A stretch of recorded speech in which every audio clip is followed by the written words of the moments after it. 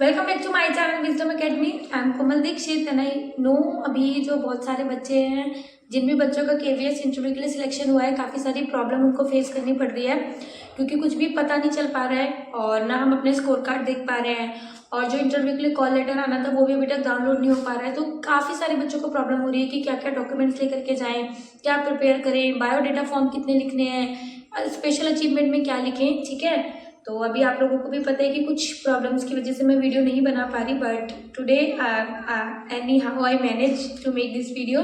तो थोड़ी सी क्वालिटी या वॉइस मॉड्यूलेशन जो भी हो उसके साथ एडजस्ट कर लेना, बट आई विल ट्राई कि इस वीडियो में आपके जितने भी डाउट्स हैं, आपके जो लगातार कमेंट्स आ रहे हैं जब से केवीएस का रिजल्ट आया, वो मैं सारी चीज़ें बता पाऊँ। ठीक है, तो फर्स्ट ऑफ ऑल सारे बच्चों का क्वेश्चन है, मेन इंपॉर्टेंट और बेसिक क्वेश्चन है कि हमें डॉक्यूमेंट्स क्या क्या लेकर के जाने हैं। ठीक है, और कितनी फाइल्स हमें प्रिपेयर करनी है डॉक्यूमेंट्स की हमारे। तो मेरी बात सुनो, अगर आप लोग अपने डॉक्यूमेंट्स फाइल में रख के लेके जाना चाहते हो तो इट्स टोटली फाइन। अगर अदरवाइज आप लोग फाइल भी ना अपनी इग्नोर कर सकते हो, मतलब कोई ज़रूरत नहीं है फाइल लेके जाने की, क्योंकि जब आपका डॉक्यूमेंट वेरिफिकेशन होगा ना तो वो जो आपकी फोटोकॉपी होंगी सारा वो अपने पास लेके रख लेंगे। उनके पास हर एक बच्चे की अलग सेपरेट फाइल होगी जिसके ऊपर आपका नाम, जो आपका रोल नंबर है, वो मुंबई में इंटरव्यू है, ये सारी चीज़ें उस फाइल के बाहर लगी होगी और वो आपके डॉक्यूमेंट्स उसमें जाएंगे। ठीक है, तो पहली बात ये है कि कितनी फाइल प्रिपेयर करें, हम फाइल लेके जाएं या ना लेके जाएं, तो ये आपकी चॉइस है। अगर आपको फाइल ले जानी है तो वेल एंड गुड, और नहीं तो कोई ऐसा इशू नहीं है कि आपको फाइल ही लेके जानी है। आप अपने डॉक्यूमेंट्स की फोटोकॉपीज भी लेके जा सकते हो और वो इनफ है। सेकंड क्वेश्चन की कितने सेट लेकर के जाने हैं। ठीक है, देखो इससे पहले जो इंटरव्यू हुआ था 2019 तक, तब तक हमें अपने सारे डॉक्यूमेंट्स के टोटल 2 सेट लेके जाने होते थे। ठीक है, 2 सेट विद 2 फोटोग्राफ। हमारे सारे जितने भी डॉक्यूमेंट्स हैं उनके 2 सेट, हर एक 10th का, 12th का, डाइट का, सीटेट का, सब कुछ, और 2 फोटोज हमें लेके जानी होती थी। लेकिन इस बार का मैं नहीं कह सकती कि कितना होगा, वैसे तो 2 ही होना चाहिए, बट ये कितना होगा ना कंफर्म, ये आपको जो आपका कॉल लेटर आएगा ना उसमें लिख कर आएगा, उसमें आपको क्लियरली मेंशन किया गया होगा कि आपको इतने डॉक्यूमेंट्स के सेट लेकर के जाने हैं। ठीक है, इसके अलावा आप लोग अपने 2 डॉक्यूमेंट के सेट तो अच्छे से प्रिपेयर कर लो। उसमें भी पता है वो 2 डॉक्यूमेंट के सेट मंगाते हैं लेकिन वो लेते एक ही है। ठीक है, एक ही में ही आपका सारा डॉक्यूमेंट वेरिफिकेशन होता है, एक ही सेट सारा देखते हैं। सेकंड सेट इसलिए मंगा लेते हैं कि मान लो किसी में कोई फोटोकॉपी में कुछ प्रॉब्लम है या किसी में कोई नाम से ऐसा नहीं दिख रहा तो वो वहां से ले ले, और अगर मान लो तो दोनों में ही कुछ ना कुछ प्रॉब्लम हो रही है तो भी टेंशन वाली कोई बात नहीं है, पास में ही शॉप होती है, आप जा करके करा के आ सकते हो। ठीक है, ऐसा कुछ नहीं कि अगर एक बार आप अंदर आ गए तो आप बाहर नहीं जा पाओगे, नहीं, आप बिल्कुल जा सकते हो, इसमें कोई प्रॉब्लम नहीं है, बस जब तक इंटरव्यू स्टार्ट नहीं होना चाहिए। ठीक है, अब बच्चों का क्वेश्चन होता है कि इंटरव्यू कब से स्टार्ट होगा, है ना, कब से इंटरव्यू स्टार्ट होता है। देखो पहले डॉक्यूमेंट वेरिफिकेशन होता है। डॉक्यूमेंट वेरिफिकेशन कम से कम एक बोर्ड के जब तक 10 बच्चों का नहीं हो जाता तब तक इंटरव्यू स्टार्ट नहीं होता। फिर भी आप ये कह सकते हो कि इंटरव्यू 10 बजे से स्टार्ट हो जाते हैं, तो इससे पहले ना आपको वेन्यू पे पहुंचना होता है 8 बजे तक। एंट्री भले वो आपको 9 बजे तक देते हैं, मतलब स्कूल के अंदर जब वो आपको जाने देंगे ना तो 9 बजे तक जाने देंगे, लेकिन 8 बजे तक आपको वेन्यू के बाहर पहुंचना होता है। इन केस मान लो अगर उन्होंने जल्दी एंट्री स्टार्ट कर दी तो आप लोग भी अंदर चले जाओ, ऐसा कोई प्रॉब्लम नहीं है। ठीक है, और आप लोग इंटरव्यू में ना लेट हो सकते हो, ऐसी कोई दिक्कत नहीं है कि आपको उसी टाइम पे पहुंचना है। जैसे 8 बजे बुलाया तो 8:30 9 बजे तक आप जा सकते हो, आपको एंट्री मिल जाएगी, बस तब तक इंटरव्यू स्टार्ट नहीं होना चाहिए। ठीक है, और फिर अब बच्चों के क्वेश्चन होते हैं कि डॉक्यूमेंट्स कौन कौन से चाहिए। ठीक है, तो देखो डॉक्यूमेंट्स, जो हमारा मिनिमम एलिजिबिलिटी क्राइटेरिया है केवीएस पीआरटी के लिए वो है हमारा 12th plus DElEd plus CTET. तो यही आपके रिक्वायरमेंट सब्जेक्ट्स हैं या डॉक्यूमेंट्स हैं। तो और 10th तो देखो हमारा बेसिक होता है, जिससे हमारा सारे मम्मी का नाम, पापा का नाम, डेट ऑफ बर्थ सब कुछ मैच होता है, तो वो तो हमें चाहिए ही चाहिए। तो डॉक्यूमेंट्स हमें बेसिकली कौन से चाहिए, 10th की मार्कशीट, उसकी 2 फोटोकॉपी, ओरिजिनल तो ऑब्वियसली आप लेके जाओगे, है ना। 12th की 2 मार्कशीट, 2 फोटोकॉपी और ओरिजिनल मार्कशीट। फिर आता है हमारा डीएलएड की मार्कशीट, फर्स्ट ईयर है तो फर्स्ट ईयर की भी, सेकंड ईयर है तो सेकंड ईयर भी, और दोनों का कंबाइन है तो कंबाइन वाली भी, और अगर उसके आपके पास सर्टिफिकेट भी है, जैसे पहले 10th करने के बाद 10th का सर्टिफिकेट मिलता था, 12th के बाद 12th का सर्टिफिकेट मिलता था, तो वो भी। ठीक है, ऐसा नहीं कि आप सिर्फ मार्कशीट लेके जा रहे हो, नहीं, मार्कशीट के साथ आपको सर्टिफिकेट भी, ओरिजिनल भी और उसकी फोटोकॉपी भी 2 वो लेकर के जानी है, सेम ऐसी डाइट में। और सीटेट का जो आपके पास पहले तो अब तो एक ही मार्कशीट ही आती है प्रॉपर, वही उसका हो जाता है सर्टिफिकेट, तो ये चाहिए आपको, और इसकी फोटोकॉपी, यानी 5 जो हमारे डॉक्यूमेंट्स है वो एसेंशियल है, इसके बिना काम नहीं होगा। 10th 12th डाइट सीटेट और अगर इन सब के सर्टिफिकेट हैं वो तो ठीक है, ये आपके होने मस्ट है। इसके साथ एक हमारा आईडी प्रूफ, जैसे बीपीएससी में क्या करा कि आधार कार्ड मस्ट कर दिया, केवीएस में लास्ट टाइम तक तो आधार कार्ड मस्ट नहीं था। अगर आधार कार्ड नहीं है तो कोई बात नहीं, पैन कार्ड चल जाएगा, ड्राइविंग लाइसेंस चल जाएगा, ये सारी चीज़ें चल सकती है, बट यस एक आईडी आपके पास होनी कंपलसरी और उसकी फोटोकॉपी, ठीक है। इसके साथ 2 फोटोज आपकी होनी चाहिए, वो रिसेंट फोटोग्राफ आपकी होनी चाहिए, वो लगेंगी एसेंशियल है, ठीक है। अब बच्चे कहते हैं कि ग्रेजुएशन चाहिए, बीएड चाहिए, मास्टर्स चाहिए, क्या हमें ये डॉक्यूमेंट्स भी लेके जाने हैं? कोई बात नहीं, कॉमन डाउट होता है, कोई दिक्कत नहीं है। देखो जब आपका डॉक्यूमेंट वेरिफिकेशन होगा ना तो हमें कितना चाहिए, 12th plus DElEd plus CTET, यही आपका डॉक्यूमेंट वेरिफिकेशन में चेक होता है, ठीक है। सिर्फ इतना ही चेक होता है और यही डॉक्यूमेंट्स चाहिए। इसके अलावा ग्रेजुएशन करी हुई है, मास्टर्स करी हुई है, बीएड करी हुई है, वो देखते ही नहीं है, क्योंकि मिनिमम क्वालिफिकेशन इतनी चाहिए और वो आपके पास है, यानी कि आप एलिजिबल हो, आप फॉर्म भर सकते हो, आपने एग्जाम दिया है तो आप टीचर के लिए लायक हो, ठीक है। बस वो इतना ही चेक करते हैं। लेकिन अगर आपने बायोडेटा फॉर्म भरा है, भरोगे, सारे भरोगे, और उसमें अगर आपने ग्रेजुएशन मेंशन करी है, ठीक है, अगर आपने ग्रेजुएशन मेंशन करी, आपने मास्टर मेंशन करी और आपने बीएड भी करी हुई है, वो मेंशन करी, क्योंकि बायोडेटा में बहुत कॉलम होते हैं, आप अपना 10th से लेकर बीएड मास्टर सब दिखा सकते हो, कोई दिक्कत नहीं है।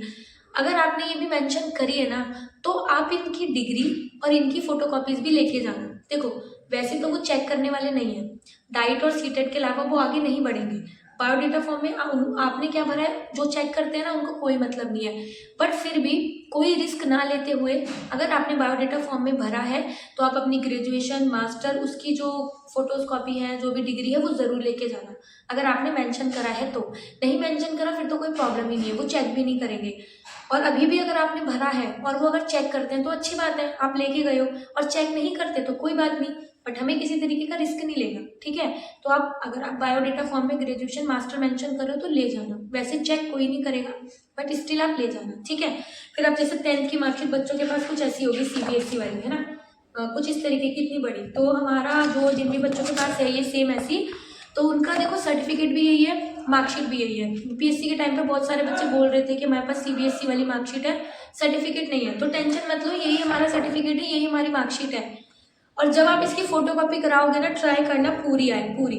अगर वैसे इतने बच्चे भी ले जाते हैं, जैसे मैंने बीपीएससी में इतनी दी थी, तो कोई इशू नहीं है, क्योंकि यहीं पर मम्मी का नाम, पापा का नाम, date of birth, roll number सब कुछ इतने में आ जाता है। बट फिर भी एक रिस्क मत लेना, पूरी करा के लेके जाना। अगर मान लो पूरे में कोई इशू तो होगा ही नहीं, अगर हाफ में मान लो इशू होता है तो हम पूरी करा के लेके गए हैं ना, तो मतलब किसी भी तरीके का कोई रिस्क नहीं लेना, क्योंकि जब आप एक बार अंदर चले जाते हो ना, अपने आप ही डर लगना स्टार्ट हो जाता है कि इंटरव्यू चल रहा है, कैसे होगा, क्या करेंगे, तो टेंशन नहीं लेना, सारा काम अपना पहले से रेडी रखो, करके लेके जाना। फोटोकॉपी करा लो 2-2, और उसमें ना ये लिखा होता है जब आपका कॉल लेटर आएगा कि इसको गेस्टेड ऑफिसर से साइन कराना है। जो आप डॉक्यूमेंट्स लेके जाओगे ना उसको गेस्टेड ऑफिसर से साइन कराना है या सेल्फ अटेस्ट कराना है। तो अगर गेस्टेड ऑफिसर हो जाए तो वेल एंड गुड, अदरवाइज कोई टेंशन लेने की जरूरत नहीं है, उसको सेल्फ अटेस्ट कर देना, ठीक है। अपना साइन कर देना, जो भी आपका नाम है सबके ऊपर आप सेल्फ अटेस्ट कर देना, तो आपका काम हो जाएगा, ठीक है। कोई दिक्कत वाली बात नहीं, ऐसा कुछ नहीं है कि गेस्टेड ऑफिसर से ही साइन कराना है, नहीं, ये इन्होंने अभी तक कॉल लेटर भी नहीं दिया और इतना टाइम कम है तो कैसे करेंगे। सेल्फ अटेस्ट आपके डॉक्यूमेंट्स होने चाहिए, जो भी कॉपीज आप वहाँ पे देने वाले हो वो पहले से ही सेल्फ अटेस्ट होनी चाहिए, ठीक है। अब डॉक्यूमेंट से रिलेटेड किसी का कोई डाउट है यहाँ तक तो वो आप पूछ लेना, ठीक है, अभी भी कुछ रह गया हो तो। ये जो डॉक्यूमेंट का मैंने बताया ये था जनरल वालों के लिए, क्योंकि उनके को कोई सर्टिफिकेट वगैरह लगाने की ज़रूरत नहीं है। अब आते हैं हम ओबीसी, एससी, एसटी, जो भी इन कैटेगरी से बिलोंग करते हैं उनके लिए। ये जो सारे डॉक्यूमेंट्स मैंने जनरल के लिए बताए आपको, ये तो लगाने ही लगाने हैं, ठीक है। इसके साथ बस आपको अपना जो कैटेगरी का है वो जोड़ लेना है, जो आपका कैटेगरी का सर्टिफिकेट होगा ना आप उसको जोड़ लेना है, और उसका परफॉर्मा किस तरीके का होना चाहिए वो केवीएस ने अपने नोटिफिकेशन में दिया था कि ओबीसी का NCL, non creamy layer, creamy layer किस तरीके का होना चाहिए, वो आपका होना चाहिए। ईडब्ल्यूएस, एससी, एसटी जो भी है, बस आप इसमें अपना कैटेगरी जोड़ देना, उसकी 2 फोटो कॉपी, वो सारी चीज़ें आपको इसके साथ सबमिट करनी है, प्लस 2 फोटो, ठीक है। ये सारा था हमारा डॉक्यूमेंट्स का। और एक काम करना, जो भी आपकी फोटो कॉपी होने वाली है उसमें स्पेशली आपका नाम, रोल नंबर क्लियरली दिखना चाहिए, ठीक है, नहीं तो वो रिजेक्ट कर देते कि ये चलेगा नहीं, फिर हम घूमते फिरते हैं इधर उधर, कैसे कराएं, कहाँ कराएं, क्या करें, ठीक है। तो इस तरीके का आपका होता है।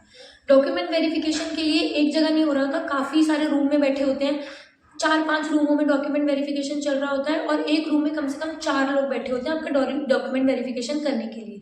यानी एक टाइम में ना 4 लोग डॉक्यूमेंट वेरिफिकेशन करते हैं, क्योंकि आपने देखा होगा कि जो कट ऑफ की लिस्ट आई है उसमें करीब 15-16 बोर्ड है। यानी एक टाइम पे 15-16 बच्चों के इंटरव्यू होंगे। जब शुरू होंगे ना एक साथ, तो 15-16 बच्चों के इंटरव्यू होंगे, तो उससे पहले उनका डॉक्यूमेंट वेरिफिकेशन होना ज़रूरी है। और जब आपका इंटरव्यू होता है ना, उससे ठीक पहले होता है आपका डॉक्यूमेंट वेरिफिकेशन। अगर आपके डॉक्यूमेंट सारे अप टू डेट हैं, सब सही है, तभी आपको नेक्स्ट राउंड यानी इंटरव्यू के लिए भेजा जाता है। अदरवाइज आपको वापस वहाँ से घर भेज दिया जाता है कि आप इंटरव्यू नहीं दे पाओगे। तो डॉक्यूमेंट वाली जो चीज़ लाइन है बहुत ही इंपॉर्टेंट है, वो फेज़ उसको अच्छे से क्लियर करना है सारी चीज़ें। इसके बाद हमारा इंटरव्यू स्टार्ट होता है 10 बजे तक अप्रोक्स सारे पैनल सारे बोर्ड में आ जाते हैं और उनके हिसाब से आपका जो है इंटरव्यू स्टार्ट होता है। अब इंटरव्यू कैसे स्टार्ट होता है, देखो, जो आपका जैसे बोर्ड पड़ा होगा, बोर्ड 1, बोर्ड 2, बोर्ड 3, तो जिस नंबर पे आपका नंबर है ना, जैसे कि मान लो आपका बोर्ड 1 है, मुंबई में इंटरव्यू है 3 तारीख को, बोर्ड 1 है, तो आपका नंबर है 5वें नंबर पे, तो 5वें नंबर पे ही आपका इंटरव्यू होगा। 10 नंबर है आपका, तो 10 नंबर पे ही आपका इंटरव्यू होगा। मीन्स 10 नंबर पे ही आप उसमें जाओगे। कहाँ पे? पैनल के रूम में आप 10 नंबर पे ही जाओगे। अब ये चीज़ कैसे होगी, अब देखो ये चीज़ कैसे होगी। जब हम इंटरव्यू में अपना वेरिफिकेशन कराएंगे, तो वेरिफिकेशन के साथ ना हम उनको ही अपना बायोडाटा भी दे देंगे। 5 कॉपीज होती हैं बायोडाटा फॉर्म की। पैनल में होते हैं 4 लोग, ठीक है, अप्रोक्स 4 लोग तो होते ही हैं। 5 बायोडाटा कॉपीज हमें भरनी होती है। तो जब हम डॉक्यूमेंट वेरिफिकेशन कराते हैं, हम उन लोगों को अपना बायोडाटा दे देते हैं। तो वो जो हमारी फाइल होती है ना, मैंने आपको बताया था स्टार्टिंग में नाम वगैरह लिखा होता है, उस फाइल में हमारे सारे डॉक्यूमेंट वेरिफिकेशन होने के बाद और हमारे बायोडाटा रख करके उस रूम में चला जाता है, उस बोर्ड में, बोर्ड 1, बोर्ड 2, बोर्ड 3 होते हैं ना, उस रूम में चला जाता है और उस सीरीज की फाइल, मतलब फाइल की सीरीज में लग जाता है। जिसका पहले नंबर पे नाम है उसकी फाइल सबसे पहले, फिर जिसका दूसरे नंबर पे नाम है उसका दूसरे नंबर पे, जिसका तीसरे नंबर पे नाम है उसका तीसरे नंबर पे, ऐसे फाइल लग जाती है और वो सारे पैनल को पहुंचा दी जाती है। और ऐसा नहीं होता कि जैसे कि सारे बच्चों का एक बार में डॉक्यूमेंट वेरिफिकेशन होता है, नहीं, वो एक बार में मुश्किल से 5 या 6 फाइलें लेके जाते हैं और पैनल के पास रख देते हैं। और जब तक पैनल उन 6 बच्चों का इंटरव्यू लेता है, 1, 2, 3, 4 ऐसे 6 करके इंटरव्यू लेते हैं, तब तक जो भी डॉक्यूमेंट वेरिफिकेशन कर रहा होता है, तो वो जो क्लर्क टाइप होते हैं वो उनके पास जाकर के दूसरी फाइल रख देते हैं, बाकियों की फाइल रख देते हैं। तो इस तरीके से जाते रहते हैं। जब हम रूम के बाहर बैठते हैं तो हम सीरीज में बैठते हैं, 1 नंबर, 2 नंबर, 3 नंबर जिसका होता है, और एक बच्चे के बाहर आने के बाद हम दूसरे बच्चे से जाते रहते हैं, ठीक है। इसके बाद आपका डाउट था कि हमें डॉक्यूमेंट लेकर के जाने हैं पैनल के पास या हम कुछ लेके जा सकते हैं। देखो, फ़ोन तो बिल्कुल स्विच ऑफ करके जाना, फ़ोन तो ले जाना अलाउ ही नहीं है, फ़ोन नहीं लेके जाओगे। दूसरी बात, डॉक्यूमेंट की फाइल, सब बच्चों के पास अप्रोक्स कुछ इस तरीके की फाइल होगी, तो ये आपकी चॉइस है। अगर आपको डॉक्यूमेंट वेरिफिकेशन के बाद अंदर रूम में लेके जाना है तो ले जाओ, आपकी मर्जी है, वरना कोई उसको चेक नहीं करता। और जो बायोडाटा फॉर्म होते हैं ना, वो पैनल के पास, चारों पैनल के पास एक एक बायोडाटा ऑलरेडी उनके हाथ में होते हैं। जब आप जाते हो ना, उनके हाथ में ऑलरेडी वो आपका बायोडाटा फॉर्म ही देख रहे होते हैं। उनको आपको डॉक्यूमेंट से कोई मतलब नहीं, वो आपके बायोडाटा फॉर्म से ही सब कुछ देख लेते हैं। तो बायोडाटा फॉर्म थोड़ा सा दिमाग लगा के अच्छे से भरना, कुछ ऐसा वर्ड मत लिखना जिसका मीनिंग आपको ना आता हो। ये सारी चीज़ें बायोडाटा फॉर्म से वो आपको जज करेंगे। डॉक्यूमेंट आप चाहो तो अंदर ले जा सकते हो, चाहे तो आप बाहर रख के जा सकते हो, या जो भी आपके साथ हो आप उसको दे सकते हो। कोई ज़रूरत नहीं है फाइल ले जाने की, कोई चेक नहीं करता। डॉक्यूमेंट अपने बाहर ही ओरिजिनल अच्छे से बाहर रख के जाओ। थर्ड चीज़, लड़कियां स्पेशली कोई भी पर्स, फ़ोन या कोई भी हाथ में पकड़ने वाली चीज़ अंदर पैनल में कैरी नहीं करेंगी। पर्स वगैरह है लेकर के जाती हैं लड़कियां मोस्टली, बाहर उतार के रख के जाओ, अंदर लेके नहीं जाना, ठीक है। और यही सारे आपके मोस्टली कमेंट्स थे। इसके अलावा तो आई गेस सारी चीज़ें मैंने आपको बता दी, ठीक। इसके साथ ही जो आपकी ड्रेस है वो अप्रोप्रिएट होनी चाहिए, सिंपल से सिंपल होनी चाहिए। चश्मा लगाते हो तो चश्मा लगा के जाना, ट्राई करना बालों को खुल के ना जाओ, या जैसे आपको ठीक लगे वो सारी चीज़ें आपको फॉलो करनी है, ठीक है। इसके बाद क्या होता है, इंटरव्यू के बाद हम सीधे घर जा सकते हैं, हमें कोई रोकने के लिए कुछ नहीं बोलेगा। जैसे ही आपका इंटरव्यू हो जाता है आप बाहर आ जाओ, आप घर चले जाओ, कोई नहीं बोलेगा कि रुकना है, बाकी आपकी चॉइस, आपको जैसे करना है। तो अभी अपना मेंटली इस तरीके से प्रिपेयर करके जाना कि जिस नंबर पे आपका इंटरव्यू में है ना नाम, जैसे मुंबई में है या जहाँ भी है आपका नाम, तो जिस नंबर पर है, जिस बोर्ड में आपका, उसी नंबर पे इंटरव्यू होगा। तो डॉक्यूमेंट वेरिफिकेशन भी उस तरीके से लेट होगा। अगर मान लो एक बोर्ड में आई थिंक 30 बच्चों का इंटरव्यू हो रहा है, पहले 20 का होता था, अब मान लो एक दिन में 30 बच्चे का इंटरव्यू हो रहा है एक बोर्ड में। अगर आपका नंबर है 24-25, तो आप तैयार रहना कि 10 बजे से सुबह 4-5 बजे तक भी आपका नंबर आ सकता है। मतलब कि आपको बैठना पड़ेगा, 5, 6, 7 घंटे आपको बैठना पड़ेगा। तो मेरा टॉयलेट इंटरव्यू हुआ था ना, 98वें नंबर पे मेरा इंटरव्यू था और 3:30 बजे मेरा इंटरव्यू हुआ था। 9 बजे से मैं बाहर बैठी हुई थी रूम के, लेकिन 3:30 बजे, क्योंकि बीच में टी ब्रेक भी होता है, बीच में लंच टाइम भी होता है, तो टाइम ना बहुत कंज्यूम हो जाता है। और सोचो अगर एक बच्चे को भी 15 मिनट इंटरव्यू रूम में रहना है तो 1 घंटे में सिर्फ 4 ही बच्चों का इंटरव्यू हो पाता है। बाकी ये इंटरव्यू पैनल पर डिपेंड करता है कि किस तरीके से इंटरव्यू ले रहा है, बट आपको मेंटली इस तरीके से प्रिपेयर करके जाना है, स्पेशली बाद वाले बच्चों को, कि आपको 5, 6, 7 घंटे आराम से बैठना पड़ सकता है। ठीक है, तो ये सारी चीज़ें आपको फेस करनी पड़ेंगी। डॉक्यूमेंट्स अपने रेडी रखना और सारी चीज़ें देख लेना। इसके बाद एक मोस्ट कॉमन इंपॉर्टेंट क्वेश्चन कि आप स्पेशल अचीवमेंट में क्या लिखें। तो बहुत सारे बच्चे कह रहे हैं कि एचटेट क्लियर है, रीट क्लियर है, यूपी टेट क्लियर है, सीटेट क्लियर है, तो क्या हम ये लिखें स्पेशल अचीवमेंट में? तो देखो ये मेरी पर्सनल, मैं आपको बोल रही हूँ कि आपको ये सारी चीज़ें ना मेंशन नहीं करनी चाहिए। एचटेट, सीटेट, रीट ये सब आपको मेंशन नहीं करना चाहिए। अगर आप करना चाहते हो तो करो, कोई इशू नहीं है, बट मैं आपको सजेस्ट करूँगी कि आप नहीं करो, क्योंकि वो आपसे क्वेश्चन पूछेंगे कि अच्छा केवीएस के लिए तो सीटेट इनफ था, है ना, केवीएस के लिए तो सीटेट इनफ था, तो सीटेट तो आपका क्लियर था, फिर आपने एचटेट, रीट ये एग्ज़ाम क्यों दिए? तो आप बोलोगे कि हमको जॉब चाहिए टीचिंग की, किसी में भी मिल जाए हमें, ऑब्वियसली सबका होता है कि सरकारी नौकरी लग जाए, तो इसलिए हमने दिया। तो वो बोलेंगे यानी कि केवीएस आपकी प्रेफरेंस नहीं है, केवीएस आपकी चॉइस है। अगर कहीं नहीं लग रही तो आप केवीएस में काम कर रहे हो, वरना अगर कहीं और लगेगी तो अच्छा आप छोड़ दोगे।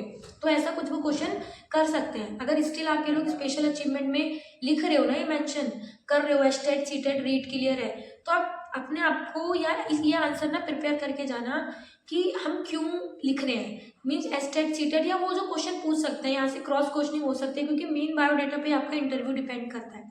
तो यहाँ से क्रॉस क्वेश्चनिंग कर सकते हैं कि इतने सारे एग्जाम क्यों दिए, मीन्स आपको कहीं भी नौकरी चाहिए, केवीएस आपके लिए प्रेफरेंस नहीं है, तो आप इसका क्या आंसर कर सकते हो वो आप इसको लिख करके जाना। और कुछ बच्चे बोल रहे हैं हमारे पास स्पेशल अचीवमेंट कुछ भी नहीं है, मतलब कुछ भी उनको नहीं लगता कि ऐसा उसने कुछ अचीव करा है, उनके पास स्पेशल अचीवमेंट नहीं है, तो ब्लैंक छोड़ दो, कोई दिक्कत नहीं है। आपसे कोई क्वेश्चन नहीं करने वाला कि आपके कोई स्पेशल अचीवमेंट नहीं है या अब तक आपने कुछ अचीव नहीं करा, नहीं, कोई ज़रूरत नहीं है, ना इसका कुछ नेगेटिव इम्पैक्ट पड़ेगा, कुछ भी नहीं, आप ब्लैंक छोड़ दो। कुछ भी ऊबड़ खाबड़ या उल्टा सीधा लिखने से अच्छा है कि आप उसको खाली छोड़ दो, क्रॉस क्वेश्चनिंग के चांस भी कम हो जाते हैं और कुछ नेगेटिव इफेक्ट नहीं पड़ता, क्योंकि अभी तक गवर्नमेंट ने हमें मौका ही नहीं दिया कि हम नौकरी कर पाएँ, तो हम कहाँ से कुछ अचीव करेंगे। तो टेंशन लेने वाली बात नहीं है। आपको बायोडाटा में ग्रेजुएशन, मास्टर, बीएड जो भी मेंशन करना है आप वो कर सकते हो, कोई दिक्कत नहीं है। ठीक है, और आई गेस आपके जो भी मोस्टली डाउट थे वो पूरे हो गए हैं। स्टिल आपका कोई भी डाउट रहता है तो वो आप कमेंट करके पूछ लेना। और आसपास साउंड की बहुत ज़्यादा प्रॉब्लम है, आपको पता है मैं अभी बिहार में हूँ, यहाँ पे कुछ भी सेटअप वगैरह कुछ भी नहीं है, तो बस anyhow I am managing to make video, तो आप थोड़ा सा एडजस्ट कर लेना। कोई भी डाउट होता है वो आप पूछ लेना।